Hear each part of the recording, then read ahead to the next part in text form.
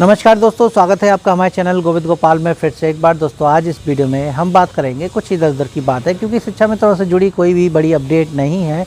बस कुछ अपडेट हैं जो सामान्यतः आप लोगों को पता ही होंगी। सबसे पहली बात शिक्षा मित्रों को लेके तो हम इतना ही कहेंगे कि शिक्षा मित्रों की मानदेय बढ़ोतरी को लेके जो सोशल मीडिया पर खबर चल रही है उसके अंदर कुछ भी नहीं है। बस बात इतनी कही गई है कि माननीय मुख्यमंत्री जी ने विधानसभा सत्र के दौरान अनुपूरक बजट में 2,000 रुपये मानदेय बढ़ोतरी की बात सरकार ने कही थी। वहाँ भी धनराशि लिखित नहीं थी, बस मानदेय बढ़ोतरी की बात की गई थी। तो उसका लाभ अभी तक शिक्षा मित्रों को नहीं मिल पाया है और कब तक मिलेगा। आचार संहिता लगने के बाद क्या अभी भी कोई भी शासनादेश आने की प्रतीक्षा शिक्षा मित्र करे या फिर चुनाव की तैयारी करे। आप भली बात ही जानते हैं कि शिक्षा मित्रों से संबंधित अब इस समय कोई बड़ी अपडेट आ भी नहीं सकती है। आचार संहिता लगने के बाद शिक्षा मित्रों को जो करना था, जो उन्होंने सोच रखा था, सभी शिक्षा मित्र अब उस कार्य में जुट गए हैं। राजनीतिक पोस्ट और राजनीतिक मुद्दों को लेके कोई भी बड़ी चर्चा अब सोशल मीडिया पर नहीं की जा सकती है।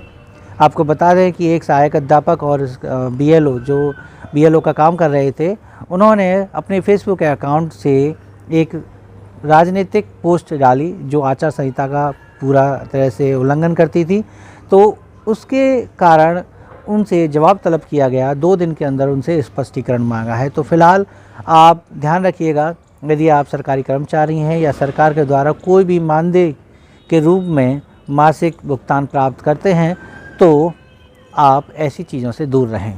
उधर ही हम एक बात बताएं आपको, तो उत्तर प्रदेश के प्राथमिक शिक्षा मिशन के जो प्रदेश अध्यक्ष हैं शिव कुमार शुक्ला जी, उन्होंने राम गोविंद चौधरी से मुलाकात की जो प्रतिपक्ष पार्टी से हैं और उनको ज्ञापन दिया। उनके मांग पत्र में शिक्षा मित्र मुद्दा शामिल हो, शिक्षा मित्रों की समस्या को निराकरण सबसे पहले हो, ये सब कुछ उसमें शामिल हो, इसके लिए उन्होंने मुलाकात की है। कुल मिला के कि अगर सरकार सपा की बनती है तो शिक्षा मित्र प्राथमिकता पर उनकी रहें और उनकी समस्या का समाधान पहले हो। और अब बात करें यूपी टेट को लेके, तो यूपी टेट 2021 अपनी नियत तिथि 23 जनवरी को होने जा रहा है। और आप अगर ऑफिशियल वेबसाइट पे जाएंगे updla.government.in पर, तो आप वहाँ से अपना हॉल टिकट भी डाउनलोड कर सकते हैं। आप किसी भ्रम में ना रहें, किसी उल्टी सीधी खबर में ना रहें कि परीक्षा टल रही है, कि परीक्षा नहीं हो रही है। और आपको ये भी बताएं कि कुछ छात्र इस बात से जो है सरकार पर दबाव बना रहे हैं कि इस परीक्षा को टाल दिया जाए, हटा दिया जाए। PNP पर दबाव है कि इस परीक्षा को कोरोना के चलते हटा दिया जाए। अरे भाई, बड़ी मुश्किल से तो परीक्षा हो रही है, होने दो। और वैसे ही पिछली बार की परीक्षा पेपर आउट होने की वजह से नहीं हो पाई थी। अब जो परीक्षा हुई है इसमें सख्त सावधानियाँ रखते हुए, बहुत सावधानियाँ बरतते हुए सरकार जैसे परीक्षा करा रही है और छात्र हैं कि उसको टालने की बात कर रहे हैं। सरकार ने कहा है कि इस बार पेपर आउट जैसे वाली चीज़ इस परीक्षा के साथ नहीं होनी चाहिए, क्योंकि उन्होंने बहुत ही सख्त नियम और बना दिए हैं। नियम में उन्होंने बस इतना कर दिया है कि पहले जिस सेंटर पर परीक्षा होती थी वहाँ के प्रधानाचार्य और कुछ स्टाफ अपने साथ एंड्रॉयड फ़ोन ले जाते थे अंदर। तो सरकार ने इस बार बिल्कुल सख्त निर्देश दिए हैं कि प्रधानाचार्य क्यों ना हो, कोई स्टाफ क्यों ना हो, किसी के पास स्मार्टफोन नहीं होना चाहिए।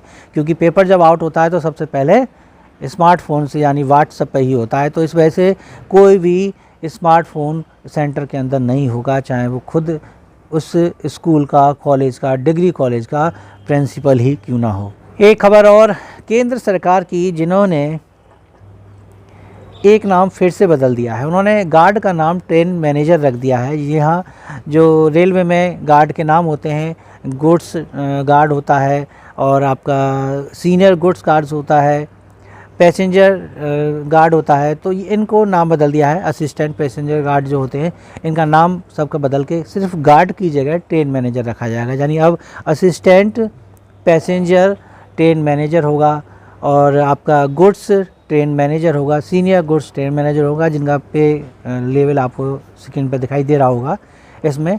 तो यहाँ नाम बदल दिया गया। गार्ड शायद लोगों को नहीं लगता होगा, एक वर्ड, एक शब्द जो इंसान के व्यक्तित्व को भी दर्शाता है, तो उसकी वजह से शायद ये नाम बदल दिया गया। और नाम बदलने के और क्या कारण हो सकते हैं पता नहीं, लेकिन हम ये बात आपको इसलिए बता रहे हैं क्योंकि अब शिक्षा मित्र शब्द भी अब इतना प्रदेश व्यापी है, सब लोग इस शब्द से परिचित हैं कि शिक्षा मित्रों ने कई बार ये मांग भी रखी थी कि आप चाहें तो इस नाम को बदल दें, कुछ शिक्षक सहायक रख दें और थोड़ा वेतनमान रख दें और हमारी समस्याओं का समाधान कर दें।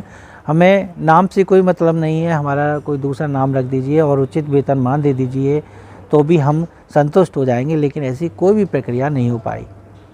बहुत पहले बात चलती थी कि शिक्षा मित्रों का नाम बदल के शिक्षक सहायक रखा जाएगा, एक नया ग्रेड पे दिया जाएगा क्लर्क का, और ये सपा काल के समय की बात है। लेकिन उस समय प्रदेश के शिक्षा मित्र नेता इस बात से भी सहमत नहीं हुए, वो सिर्फ नाम पे अड़े रहे कि नहीं, हमें सहायक अध्यापक बनना है, शिक्षक सहायक नहीं बनना है। और उन्हीं कुछ गलत नीतियों का कारण है कि आज शिक्षा मित्रों की जो दशा है वो इतनी दयनीय हो चुकी है।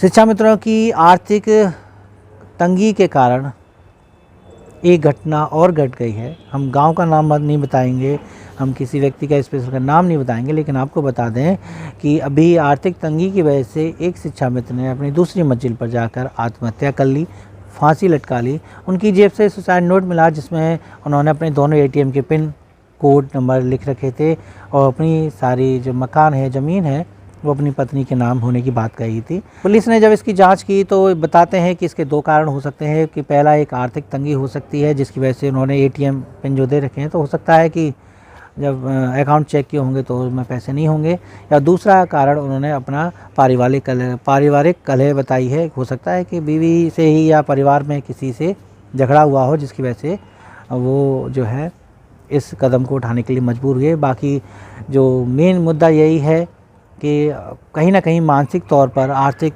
स्थिति की वजह से भी शिक्षा मित्र परेशान है। बाकी अंतिम खबर में यही कि चुनाव नज़दीक है और चुनाव में ड्यूटी करने वाले कार्मिकों की जो ट्रेनिंग होगी उसके लिए आदेश आ चुका है कि चाहे प्रशासन चाहे जो अपने जिस क्षेत्र का है उसके अनुसार प्रशिक्षण को ऑनलाइन करा सकते हैं। जो कार्मिक होंगे चुनाव ड्यूटी देंगे उनको किट में क्या क्या सुविधाएं दी जाएंगी, मास्क दिया जाएगा, सैनिटाइज़र दिया जाएगा, फेस गार्ड भी दिया जाएगा।